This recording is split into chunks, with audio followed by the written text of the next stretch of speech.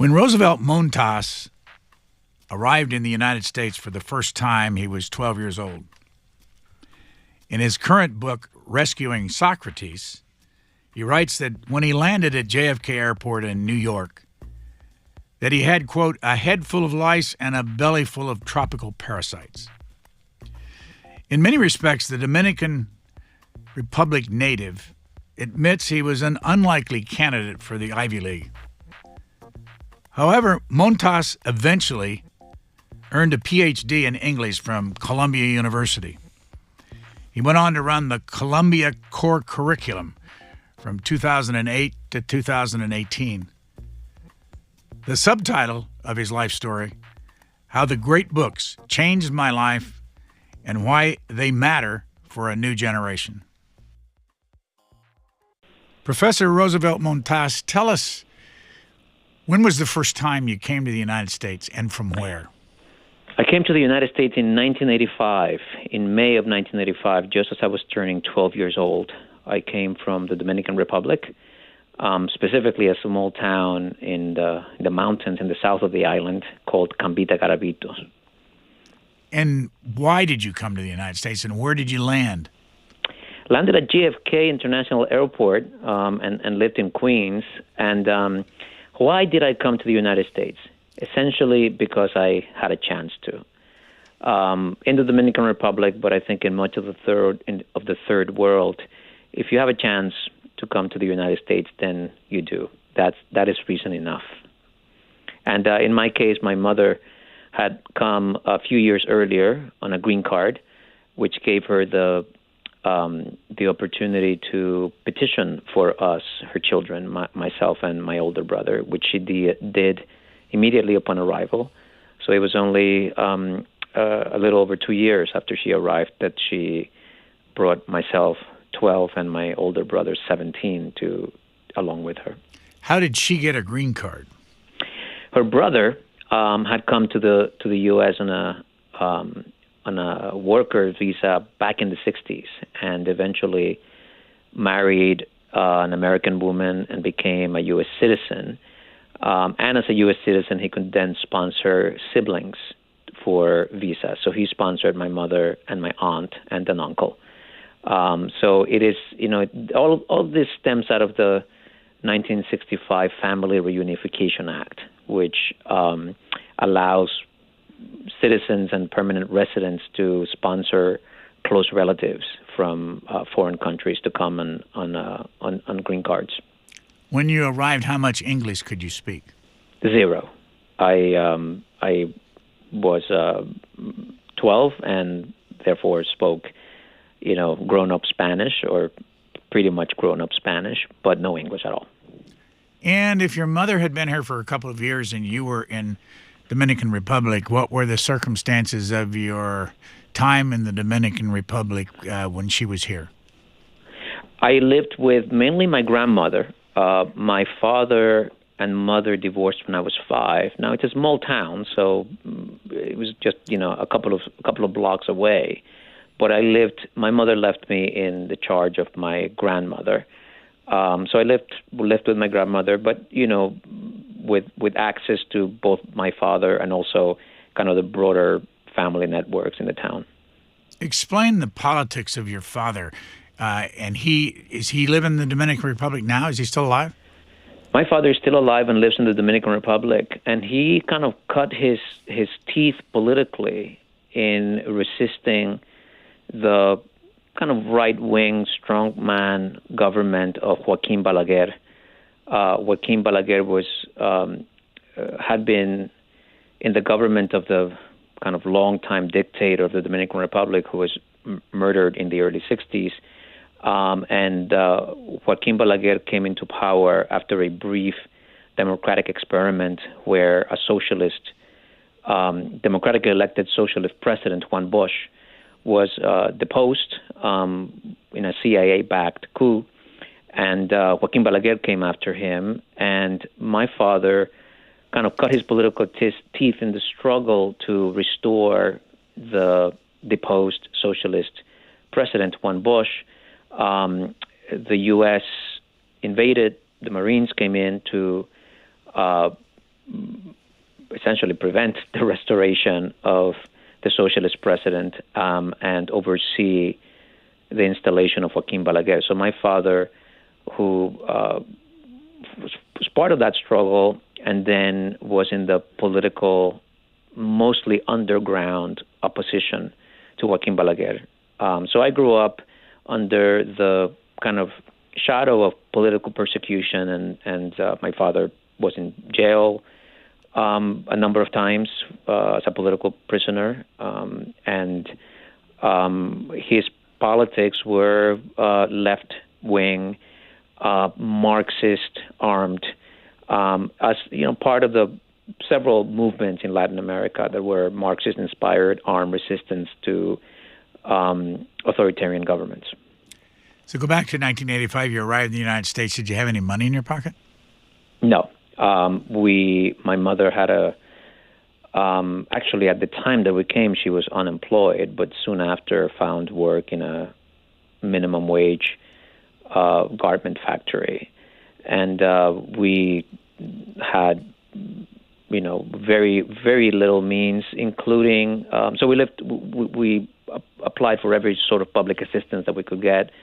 Initially, we weren't even eligible for welfare benefits because my mother hadn't lived in the country long enough. Eventually, we were able to get welfare benefits. We received food stamps from the beginning, eventually also housing assistance. So we were in some way a stereotypical poor immigrant family who had a very hard time at the beginning, and it took some time for us to kind of stabilize ourselves. And a big part of that was both of my mother's children, myself and my brother, becoming old enough to get an education and get jobs. What's your mother like? Wow, what is my mother like? My mother grew up in the mountains, really in the mountains. When she moved to our rural town, that was like coming to the city for her from deep in the mountains. She has some high school education, but not a lot. Doesn't speak English. But she is the most love-filled person that I've ever known.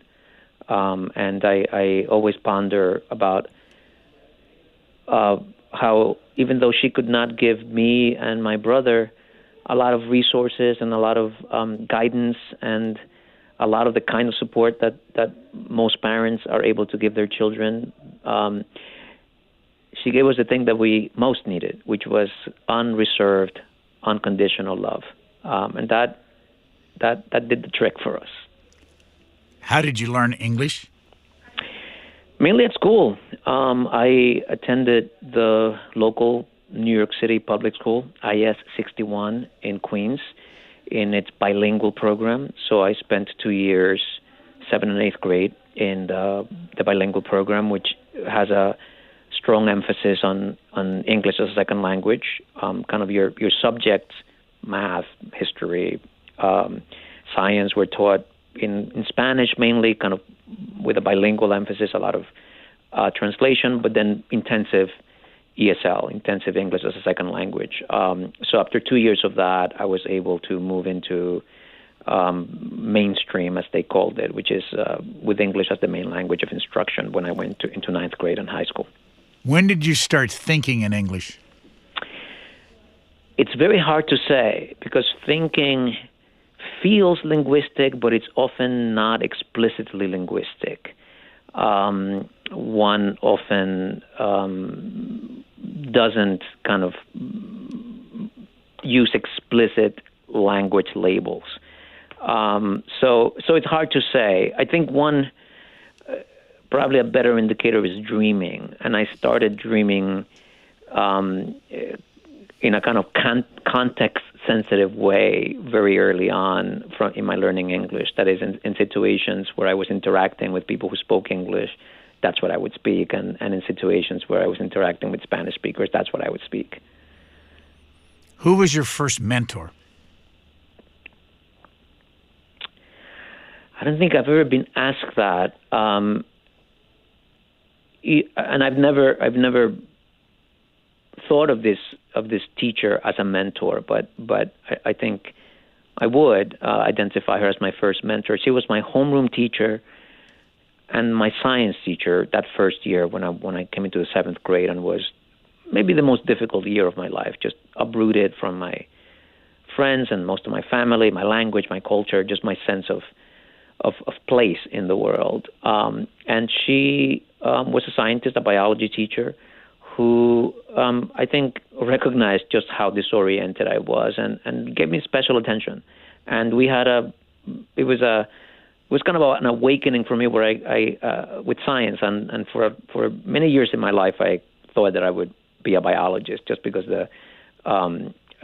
her teaching of science was so fascinating and interesting to me, but also just her personal attention to me. And again, I've never identified her as a mentor before, but thinking back, I think that very first school relationship, that very first teacher that seemed to take a special interest in me, I think counts as a mentor for me. What was her name?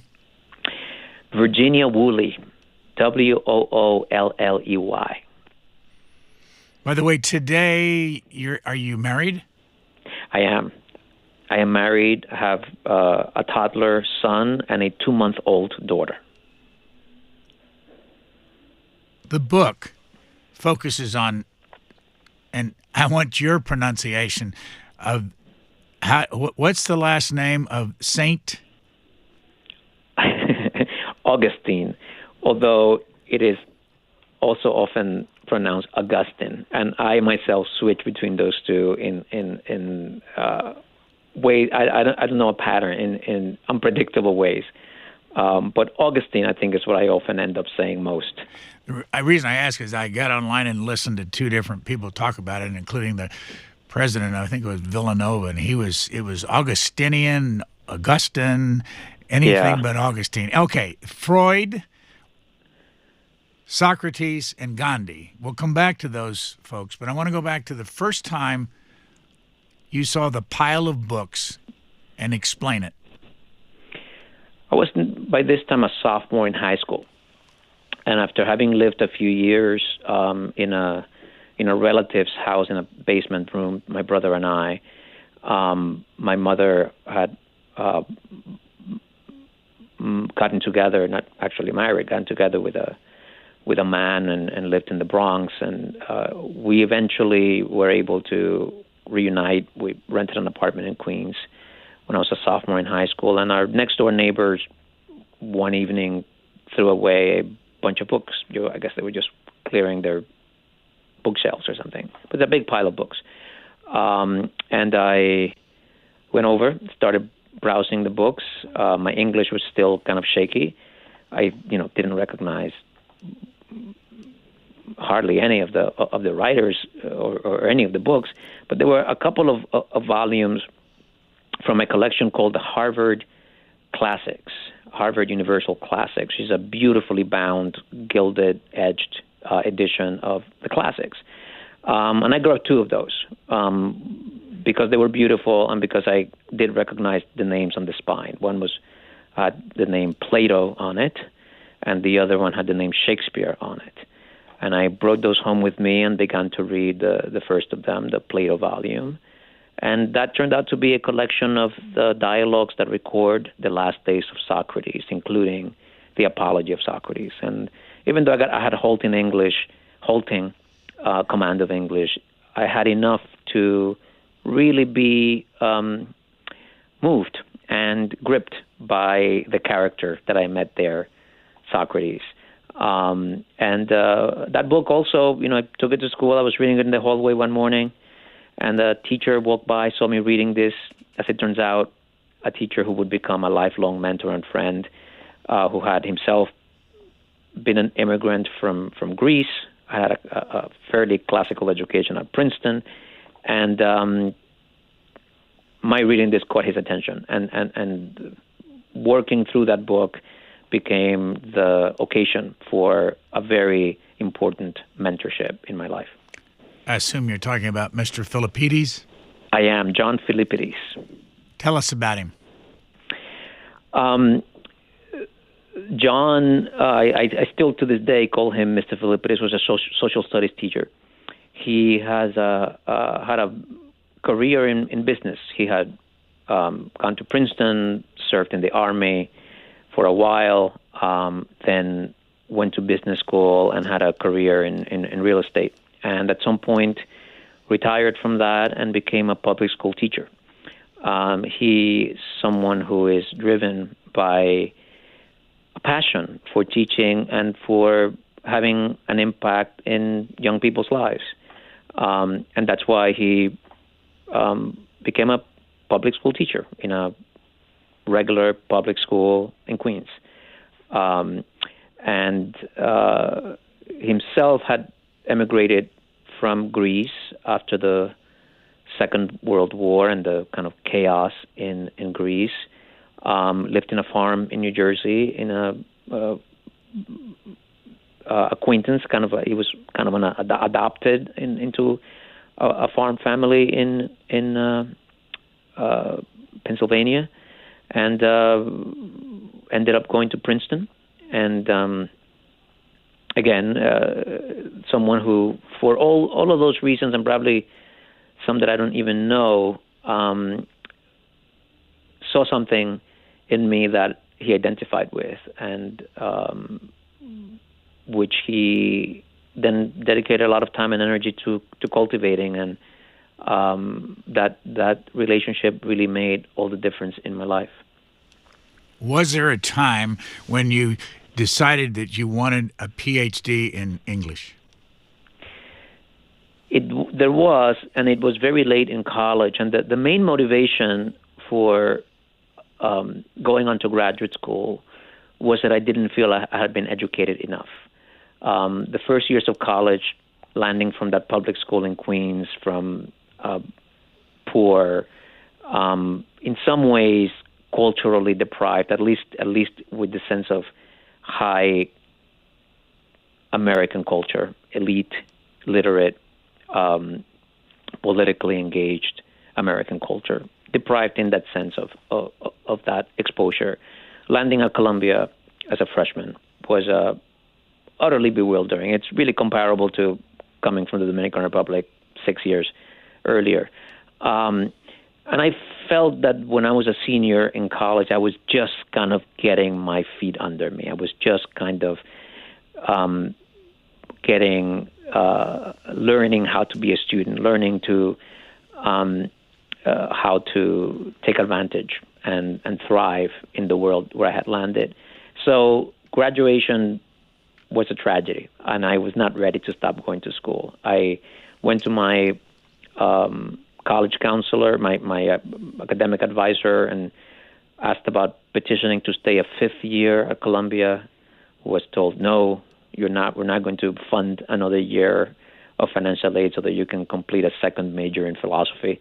So then I decided to apply to graduate school, and I considered applying to philosophy and to English, and ultimately applied to English and got a Ph.D. in English because my basic sense was that I wanted to keep reading and writing. It was not that I had developed a particular research interest in some literary question or in some body of English language literature. It was a fairly indiscriminate hunger to keep reading and keep writing.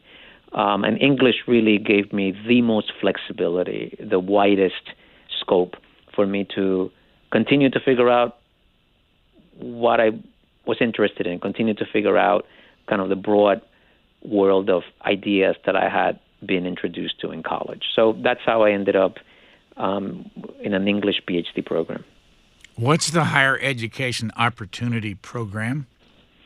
The Higher Education Opportunity Program is a New York State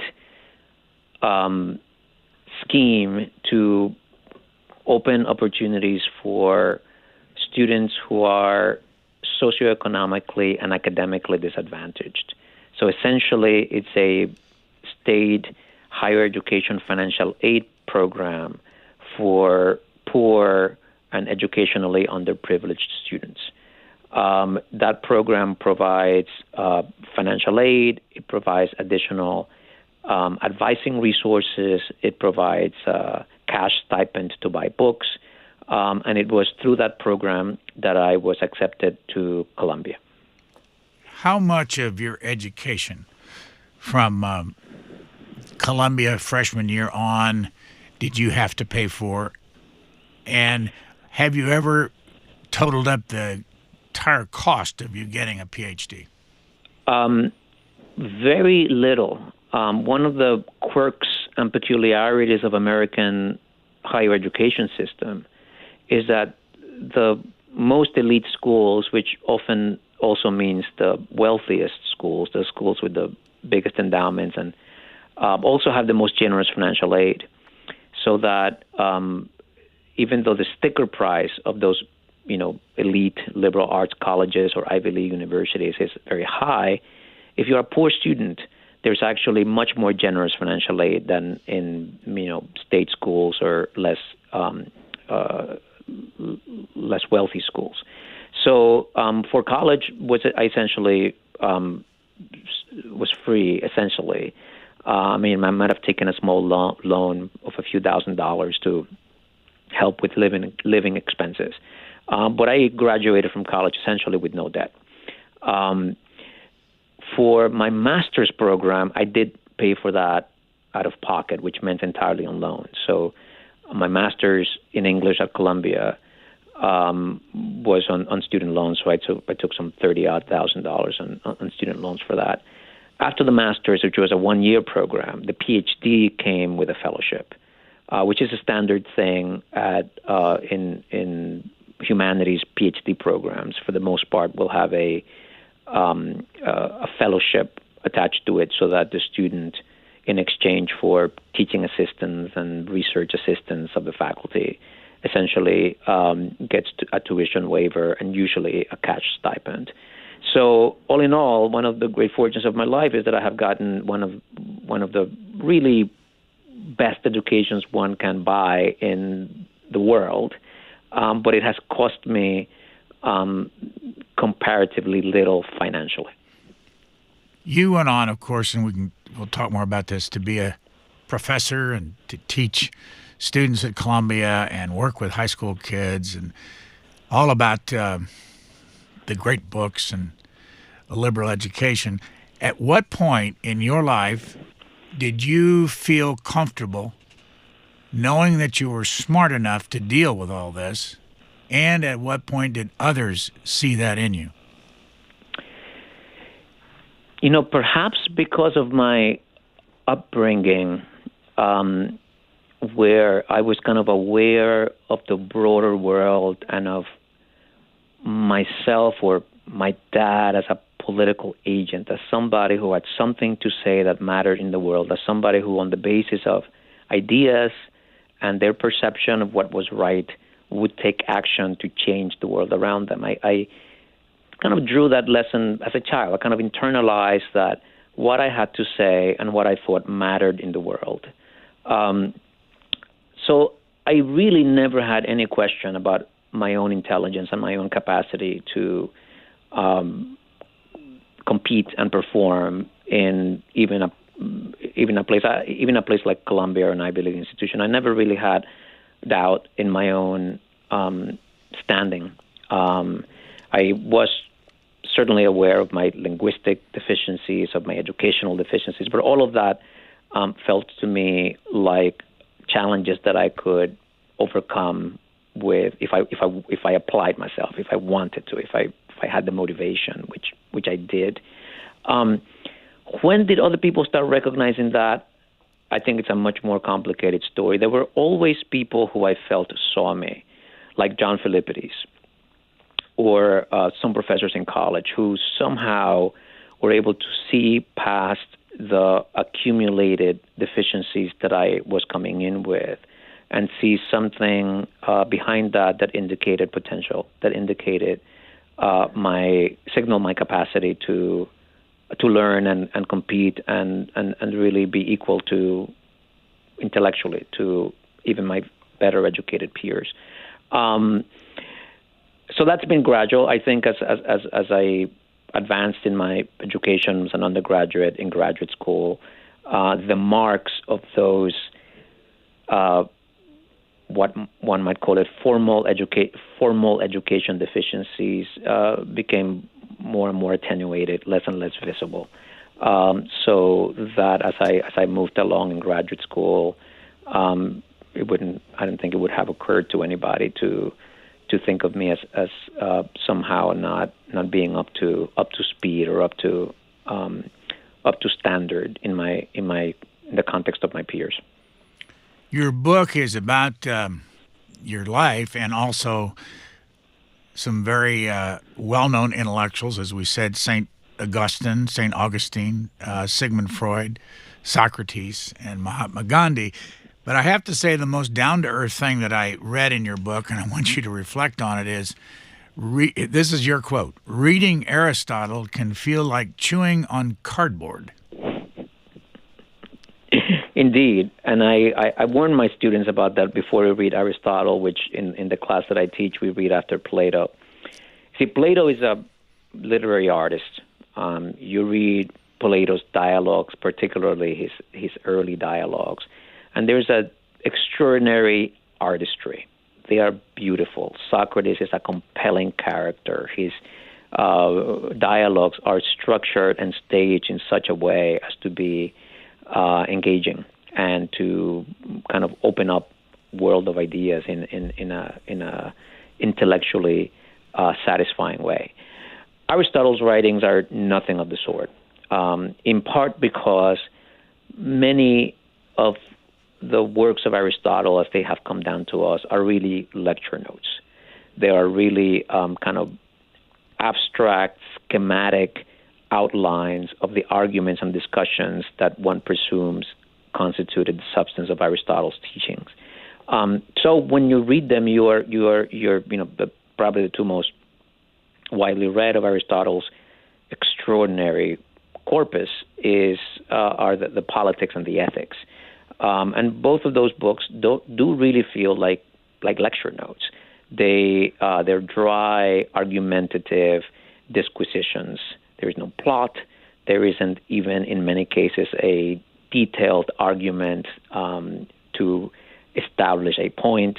So it can be very, very tough going. And if you come to Aristotle having developed a taste for philosophy with Plato, you are likely to be really disappointed, as I was when I encountered Aristotle in college. So when I teach now Aristotle, I really warn students that you're going to have to read Aristotle with a different set of expectations and in a different way than you read Plato in order to see what is really extraordinarily important and incisive and consequential ideas.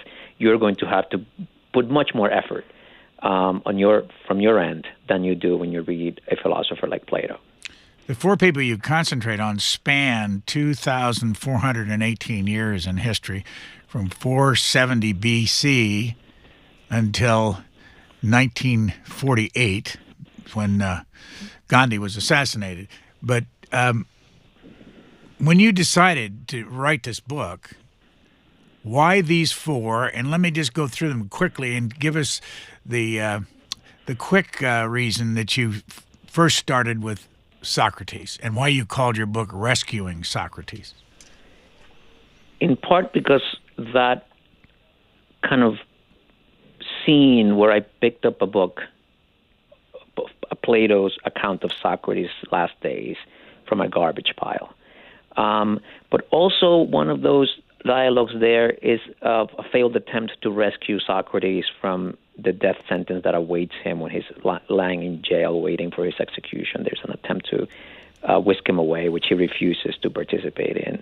And then a third level has to do with my argument in the book that these books are worth reading and that these books ought to occupy a central place in the undergraduate curriculum. In a way, we need to rescue a tradition of philosophical, ethical, great books learning in our universities. So it's a kind of layered, a title that invokes layered meanings having to do with rescuing Socrates. St. Augustine. Why did you pick St. Augustine for your book? First read St. Augustine as a freshman in college, at a time when I was struggling with questions of faith. I was struggling with my own place in the world, of how to understand my own education, my own being at an Ivy League institution. And St. Augustine's Confessions is all about introspection. It's all about a man trying to figure out his relationship with the most profound questions of human existence, which he does through his relationship with religion, Christianity. So Augustine was illuminating in a very profound way for me as a freshman, especially because I myself was dealing with questions of faith. By the way, where did you end up with faith today? Not a follower of any faith. I am, I would say, a person who is spiritually alert and interested and curious and live my life in a way that I think people around me would describe as spiritual. That is I practice meditation, have a very deep interest in Buddhism, but it is a non-theistic spirituality. I would say that's where I have ended up with faith. When was the last time you belonged to a church? While in college, kind of the lingering association that I had begun in high school lasted into college. What church? It was a evangelical Protestant Christian church. And was there a philosopher, an intellectual, who convinced you that you were no longer a believer? No, that happened gradually. There wasn't a kind of a revelatory, an anti-conversion or a decisive break. It was the accumulation of, first of all, kind of rational evidence against the kind of simplistic evangelical faith that I had known. I mean, not all evangelical faith is simplistic and not rationally supportive in the way that supportable in the way that my particular brand was. But it was the slow accumulation of the weight of rational inquiry that destroyed that or made that form of faith untenable, but not a decisive, not a one single thinker or teacher or influence. Socrates, by the way, lived to be 71, St. Augustine, 75, and then the third person in your book, Freud, lived to be 83. He was the oldest of the four. Why did you pick Freud to focus on in the book? With all four authors, they have had both a personal impact on me that in some sense is idiosyncratic. In some sense, it has to do with my particular history, my particular background, when I encounter them, the circumstances under which I encounter them. So all of them have this kind of idiosyncratic importance in my life. But all of them are also thinkers of major cultural and historical import. And one of the things that unites them is their commitment to self-knowledge, their commitment to explore the nature of their own human experience. Freud, of course, did that in a systematic, science-oriented clinical practice. So Freud's interest in understanding the inner workings of the human mind are important for everybody. They were especially important for me in how I encountered Freud, because I encountered Freud both in the classroom as a kind of intellectual inquiry and as a thinker. Also, I encountered Freud in the therapist's couch. I underwent a 6-year psychoanalysis while I was in graduate school that really brought kind of order or a psychic integration of aspects of my life that up until that point kind of lived as islands in a kind of fractured sense of self that achieved some degree of synthesis and unity under in the process of this methodology of self-inquiry that we call psychoanalysis and that Freud institutionalized. What years were those 6 years? At what time in your life? So that was from there's a little bit of an element of guess here, but I'm going to say that it was from probably 2002 to 2008. What did Certainly it was 2008 was the end date, so working backwards, I sometime in 2002. So what did it mean? Who did you don't have to name names on it, but who did you go to for psychoanalysis, and how many days a week, how many hours a week did you were you involved with that? So I first went into psychotherapy. So kind of talking sort of inside baseball industry talk. Therapy is usually thought of as a mode of talk treatment that is built around one session a week, usually 50 or 45-minute session with a therapist, a psychiatrist, or a psychologist a week. Psychoanalysis is a more intensive form of that involves 4 or 5 sessions a week, so almost daily sessions. And it has a particular pedigree associated with Freud. So usually psychoanalysis is a much more Freudian approach to talk therapy than psychotherapy. I first went into it with my little brother. My little brother, who was born from my mother's partnership with this man who lived in the Bronx at the time that my brother and I lived on our own. When we moved back together, sophomore year of high school, she came along with 2-year-old Ray. I became very, very close to Ray. And when Ray was in middle school, he was having really very hard time in school, and school psychologist suggested that we seek therapy. Ray didn't want to do that. I convinced him that maybe we could try it together. And if he didn't like it, he could drop out after a few sessions, which he did. But I stayed in therapy. We sought therapy at a psychoanalytic institute in the Upper West Side of Manhattan called the William Alanson White Institute. One of the characteristics or peculiarities about the White Institute is that they assess fees of patients on a sliding scale. That is, they are income sensitive. Now, me being a poor graduate student, it meant that it was a very, very reduced fee. So I started seeing a therapist who was in training as a psychoanalyst. There's a particular, very intensive sort of training that goes into becoming a psychoanalyst as opposed to just a therapist. He was undergoing that training, and part of the training involved taking up a certain number of patients. And so he invited me. He thought I would be a good candidate to undergo this intensive form of therapy, psychoanalysis, seeing him 4 times a week. He arranged his fee so that I wouldn't be paying any more than I was paying when I was just seeing him once a week, which was already a dramatically reduced fee. And when I saw an opportunity there. I was in graduate school. I had the flexibility to be able to dedicate that kind of time into psychoanalysis. So I saw really an opportunity to deepen and sort out aspects of my life and my own kind of development. So I signed on, and we did that intensive form of therapy for 6 years. Was it worth it? Absolutely.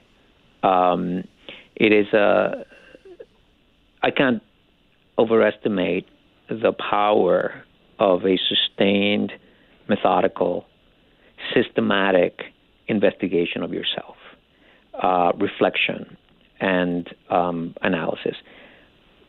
With a trained individual, somebody whose job is to facilitate that self-exploration and self-clarification, it can be extraordinary. It can really transform a person's life and a person's sense of self. So it was absolutely worth it, and I only wish every person had an opportunity to do that. It doesn't need to be, and in fact, I think it is most valuable when it is not in response to a crisis, when it is not an intervention to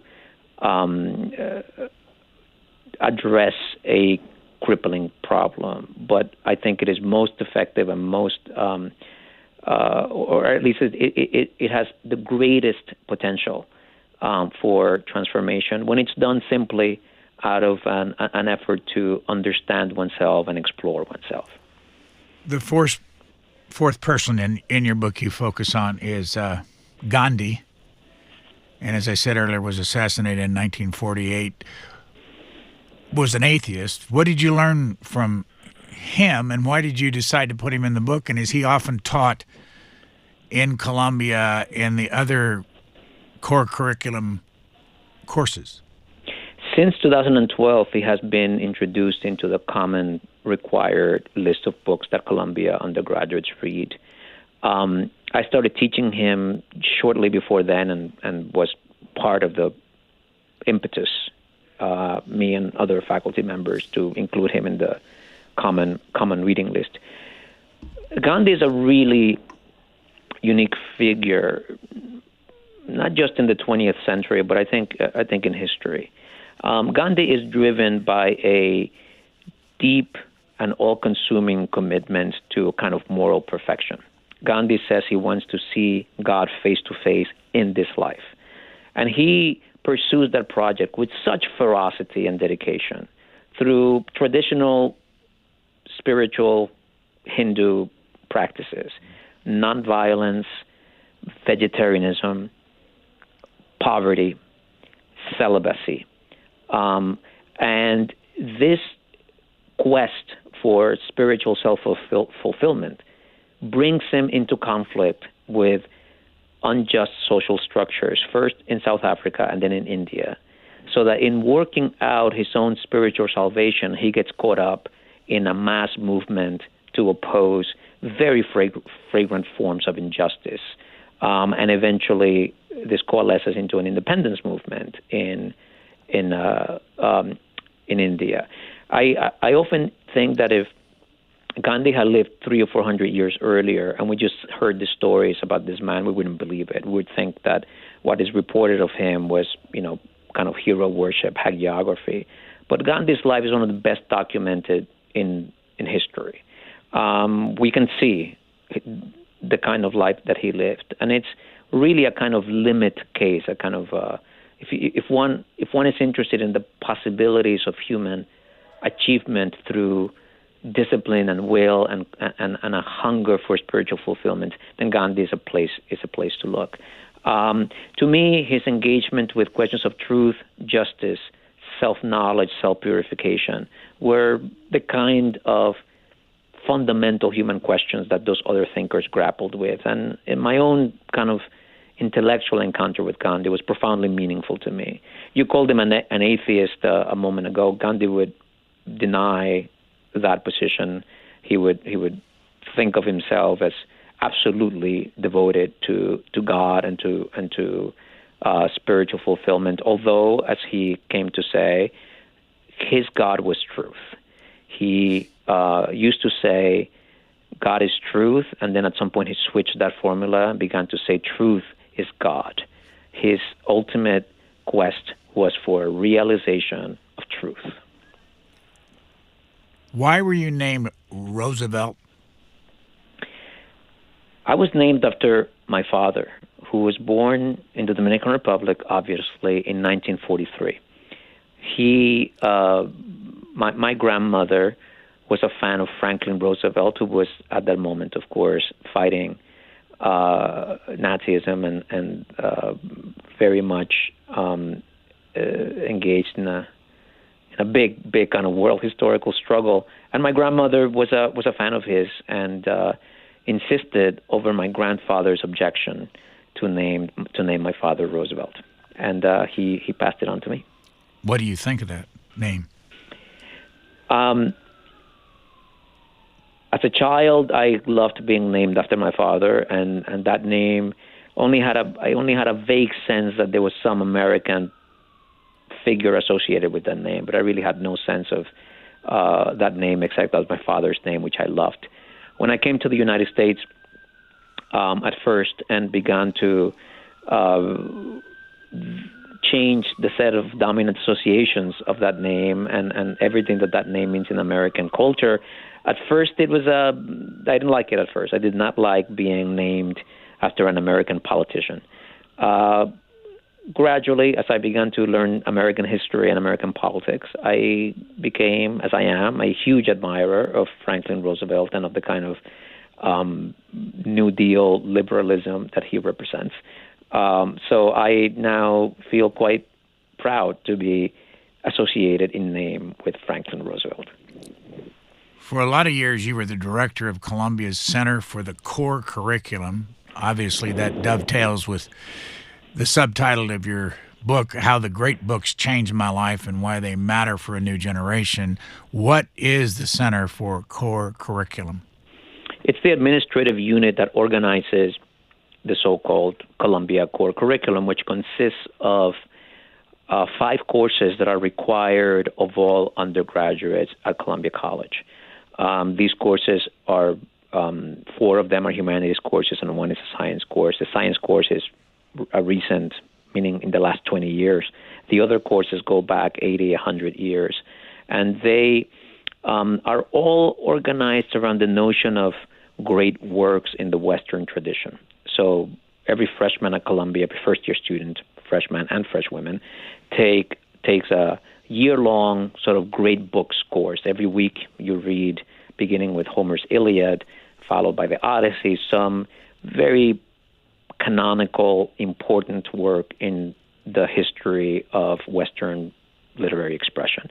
As a sophomore, you do a similar course that looks at political, ethical, social thought, beginning with Plato, coming up to the 20th century. And again, it's a common curriculum, so every undergraduate is going through these courses at the same time, reading the same books roughly at the same time.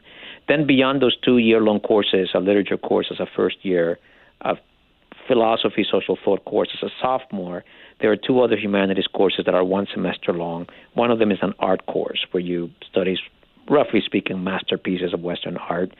And the second 1 semester course is music, where again, roughly speaking, you study masterpieces of Western music. You say in your book that there's an erosion of support for the Columbia Core Curriculum directly related to the rise of research universities. Explain. The erosion is broader than the Columbia Core. It puts the Columbia Core under particular pressures, but it has held up pretty well. In much of the rest of the country, however, that idea and that type of program, which used to be very common and dominant, has been eroded and many places just crumbled. The rights of the research university, which is something that happens in the 19th century, reorganizes higher education around a kind of scientific model of investigation, where you pose questions, you investigate empirically, you learn new things. The next generation builds and improves upon that knowledge. And that's essentially the evidence, repeatability, verifiability. It's essentially the scientific paradigm of learning. That same paradigm has been applied to the humanities and social science disciplines, so that in the humanities today, there is a kind of presumption that as a professor, as a researcher, as a professor, you are a researcher. You investigate, you study, you write, you add to the old knowledge. And that has meant a kind of professionalization and specialization in the humanities that has moved beyond the fundamental questions that animate humanist learning, which are not questions that are susceptible to scientific investigation and scientific demonstrability. The meaning of love, the nature of political power, the foundations of justice, what is good, what is beautiful, what is a life worth living. These are not questions that can be resolved by the accumulation of research and evidence. But that is what dominates the academic profession. So it has meant, in the long run, an erosion of the kind of broad-based, non-disciplinary, humanistic study that the core curriculum represents. Because today, as an academic humanist, your coin, your professional status really has to do with specialized research rather than with engagement with this kind of perennial questions in a non-disciplinary, non-specialized way. You say that today's academic criticism bends toward moral reprimand. Indeed. There is, and here I speak primarily of the humanities and the social sciences, a kind of revision of received truths, received conventions, received canons, received traditions, to find in them the roots of social injustice, the roots of oppression, exclusion, exploitation, marginalization of certain groups of people, the biggest one being women, but also minorities, also the poor of every sort.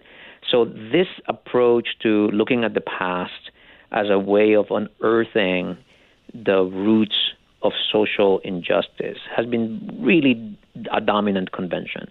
But it does mean that when you perform a critique or a reading of a text, there is a kind of effort to uncover moral failings, moral blind spots in it. So it has come to, I think, chill the kind of work that many humanists do, where you write in a way that is super guarded against any possible accusation of, whether it be racism or imperialism or sexism.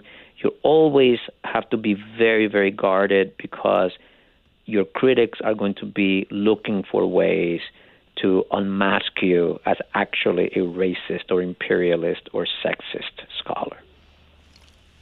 If a parent came to you and said, I'd love to have my daughter or son go to Columbia, but I'm worried that they're not going to get a balanced view of the world, what would you say to them? I would say Columbia is one of the better places to send your child. I would say that the concern is absolutely valid. There is, I think, too much of an ideological monoculture in universities. That is, there isn't, I think, sufficient diversity of viewpoints in the university. So I think it is a legitimate concern that a parent would have. But I would say that a school that pays, like Columbia does, serious attention to the traditions that have produced the modern world, the textual, artistic, philosophical traditions, is a much better insurance against a facile kind of ideological indoctrination that some college educations indeed deliver. I get a sense in reading your book that there is an effort on your part and others to try to convince people around the United States in academia to get back to the core curriculum. And I must say I was surprised, I didn't know that when I started reading your book, that my own alma mater has a program. I'm not surprised about the program. I'm surprised you wrote about it, called the Cornerstone Integrated Liberal Arts Program at Purdue University. Why did that get your attention, and why do you think that matters? It does because part of the erosion, dilution of text-based liberal arts study in universities has come about because students' general education requirements, right? So in the United States, the bachelor's degree typically will have somewhere between 20 and 30% of courses be so-called general education courses, that is, courses that are not related to the major. Courses that are in literature, in writing, in science, that are deemed to be the general knowledge base that every student, regardless of their professional aspirations, ought to have. That lane, general education in the curriculum, used to be the lane where students encountered these textual traditions that made the modern world. In the contemporary university, most of those general education courses have become disciplinary courses, where you take humanities courses, but you are, for the most part, learning the particular specialty and particular specialized bodies of knowledge that your faculty member has. The idea of general education has largely been lost through general education in American higher education. The Purdue program, which is organized around the non-disciplinary study of what they call transformative texts. And it's this kind of very elegant formula where faculty members and students who are interested in this more, you might call it traditional, way of doing liberal arts can come to teach if you're a faculty member or a student to fulfill your general education requirement and really have a different kind of intellectual experience than this fragmented, incoherent, really, approach to general education. So what has happened at Purdue, and now at many other schools that have replicated this model, is that students have actually flocked to these courses. Even though these courses are more traditional, they're more rigorous, they're not kind of the sexiest, latest topic in cultural studies or in contemporary culture, they actually have proved to be extraordinarily attractive and compelling to students.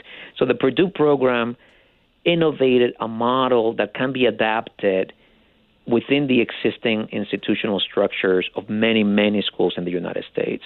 So it caught my attention because its adaptability and just how innovative it is in restoring the opportunity to students to have this kind of serious liberal arts education.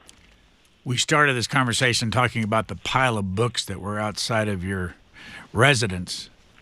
How old were you? You were a sophomore at that time? I can't remember. I was a sophomore, so I must have been 15, 16.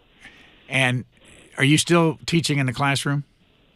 Do you mean as opposed to online? I mean, right now, are you teaching any of these curriculum courses? I am. This semester, I happen to be on parental leave because I have a 2-month-old daughter that is the main attraction in my life. But I will return to the classroom in a few weeks in January. The reason the reason I was asking is I wonder if you have ever run into another student that has had the same kind of an experience you had by just happening on Plato and Shakespeare. That probably not with that specificity, but I have both run into students who have had transformative experience with classical texts, even very young, like as young as I was in high school. Much more common, I have encountered that among Columbia students who come to Columbia thinking of their education as a way to kind of get a leg up in the professional world, as a way to network, as a way to be in New York, and discovering in these core classes a whole horizon of kind of the life of the mind, and being really reoriented, sometimes professionally, sometimes just in the way that they live their lives, in the way that their mind works. I see that a lot, and if you happen to find yourself among a group of Columbia alumni, whether they're from the same generation or not, it won't be long before it comes up in conversation how transformative this experience was of reading and discussing these books with other students and with faculty members. Our guest's book is called Rescuing Socrates. As we said earlier, the subtitle is How the Great Books Changed My Life and Why They Matter for a New Generation. And we thank you, Roosevelt Montás, for joining us today. Thank you. It's a great pleasure. Thanks for listening. Please rate, review, and subscribe to this podcast wherever you get your podcasts. We would love to hear from you. You can email us at podcasts@c-span.org.